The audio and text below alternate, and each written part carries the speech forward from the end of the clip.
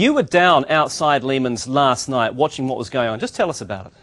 Well, it was really a most unusual spectacle, Andrew. Kind of a once-in-a-lifetime thing. Although that I should correct myself. We saw that with Bear Stearns 6 months ago, so maybe it's not such a once-in-a-lifetime thing. But it is the fourth largest investment bank in the world, and watching dozens and scores and up to hundreds of employees coming out with their boxes, paintings, umbrellas, flowers.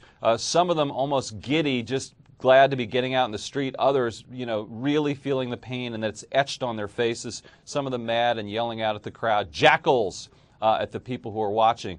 So it was an extremely emotional experience. You've been following this story, obviously, from the start when the subprime first raised its ugly head. But at the heart of the Lehman story, what went wrong? Well, most simply put, this is a company that leveraged up, took on too much debt, and thought the good times would never end. That's in its most simplistic terms. The company sold all sorts of derivatives and subprime mortgages, and then underlying those subprime mortgages were real American householders. And when those teaser rates ended and they went up, they were unable to pay back these mortgages. That plus, as the housing market deteriorated, people started to default on their mortgage, which made the investments that Lehman Brothers held worthless. So they could not pay back their creditors. That's exactly what happened to them.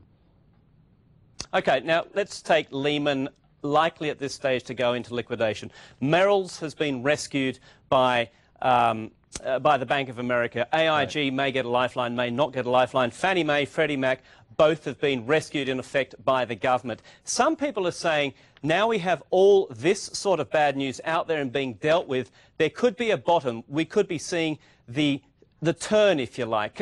What's your feeling and what's the street's feeling on that? Is there perhaps some bounce now? Unfortunately, Andrew, I am not so optimistic right now. There's still more bloodletting to be done. For instance, the AIG situation that you mentioned is very fluid. People don't understand exactly how badly this giant insurance company, a global insurance company, and that's the thing, all these companies are global, how bad it's going to be. And the really kind of scary part, if you will, is the fact that every time we have kind of an episode of this crisis, and the federal regulators in Washington and New York, step in, they don't seem to be able to stem the crisis. And frankly, you have a situation where things seem to be getting worse.